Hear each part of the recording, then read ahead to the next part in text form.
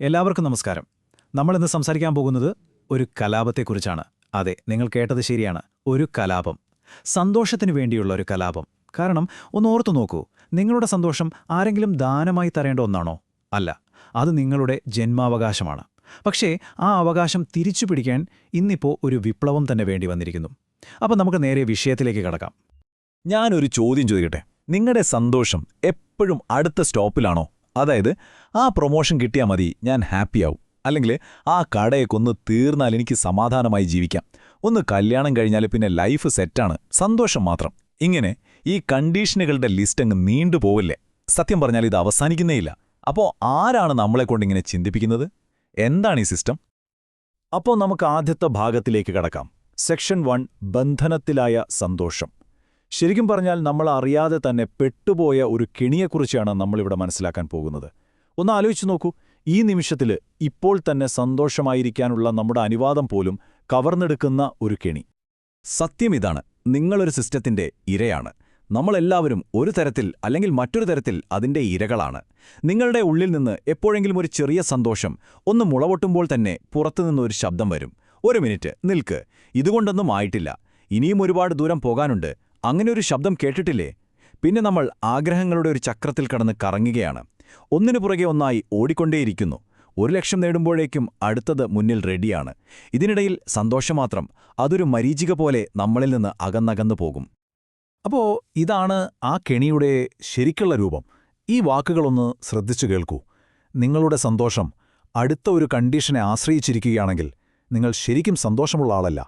നിങ്ങൾ ആ കണ്ടീഷൻ നിറവേറ്റാൻ ഓടുന്ന ഒരു അടിമ മാത്രമാണ്. ഒന്ന് ചിന്തിച്ചു നോക്കൂ, നിങ്ങൾ സന്തോഷം നേടുകയല്ല ചെയ്യുന്നത്, നിങ്ങളൊരു വ്യവസ്ഥയെ, ഒരു കണ്ടീഷനെ തൃപ്തിപ്പെടുത്താൻ വേണ്ടി ജീവിക്കുകയാണ്.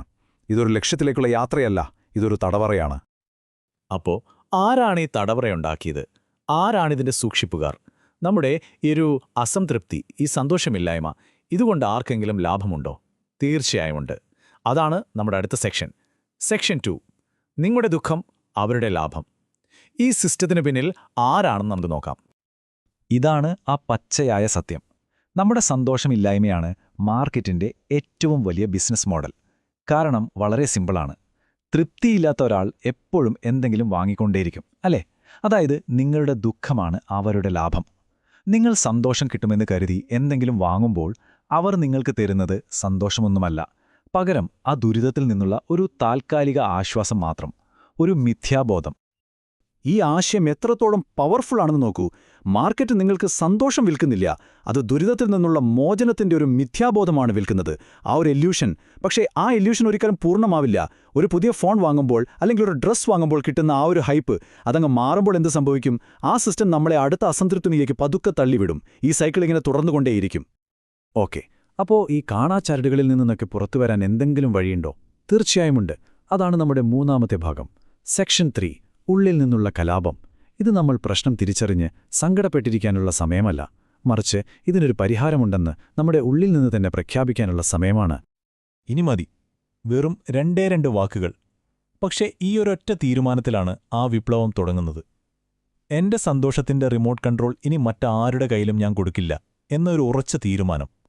ഈ അടിമത്തം ഞാനിവിടെ അവസാനിപ്പിക്കുന്നു എന്ന് നമ്മളോട് തന്നെ പറയുന്ന ആ നിമിഷം. ഇതിനെയാണ് നമ്മൾ വിചാരക്രാന്തി എന്ന് പറയുന്നത്. ഒരു ചിന്താപരമായ വിപ്ലവം.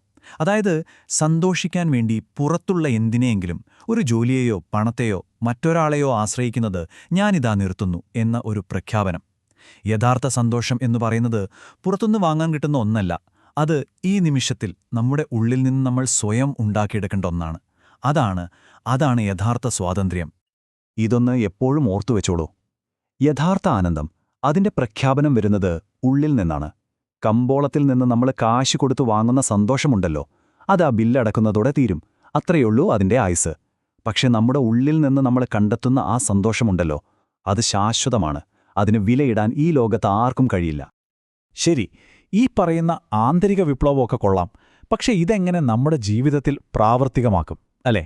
അതാണ് നമ്മുടെ അവസാനത്തെ 4ാമത്തെ ഭാഗം, അവകാശം ഇപ്പോൾ പ്രഖ്യാപിക്കുക. അതായത് നമ്മൾ ഇത്രയും നേരം സംസാരിച്ച തത്വചിന്തയിൽ നിന്ന് യഥാർത്ഥ പ്രവൃത്തിയിലേക്ക്, ആക്ഷനിലേക്ക് കടക്കുകയാണ്. ഈ വിപ്ലവത്തിന് വലിയ നിയമങ്ങളൊന്നുമില്ല. വളരെ സിമ്പിളായ 3 കാര്യങ്ങൾ. 1. സന്തോഷം കിട്ടുമല്ലോ എന്ന് വിചാരിച്ച് ആവശ്യമില്ലാത്ത സാധനങ്ങൾ വാങ്ങിക്കൂട്ടുന്നത് അങ്ങ് നിർത്തുക. 2. നാളെക്കുറിച്ചോ ഇന്നലെക്കുറിച്ചോ ആലോചിക്കാതെ ഇപ്പോൾ ഈ നിമിഷം നിങ്ങളുടെ കയ്യിലുള്ളതിന് നന്ദിയുള്ളവരായിരിക്കുക. ഗ്രാറ്റിറ്റ്യൂഡ്. 3.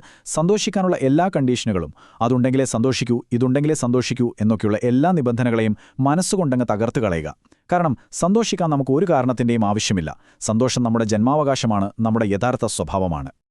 ഒരു കാര്യം എപ്പോഴും ഓർമ്മ വേണം. ഈ സന്തോഷത്തിന്റെ കലാപം എന്ന് പറയുന്നത് നിങ്ങളുടെ ജീവിതത്തിലെ ഏറ്റവും വലിയൊരു സ്പിരിച്വൽ ഇൻവെസ്റ്റ്മെന്റാണ്. അതുകൊണ്ട് ഇത് തുടങ്ങാൻ നാളെ ആവട്ടെ മറ്റന്നാളാവട്ടെ എന്നൊന്നും വിചാരിക്കരുത്.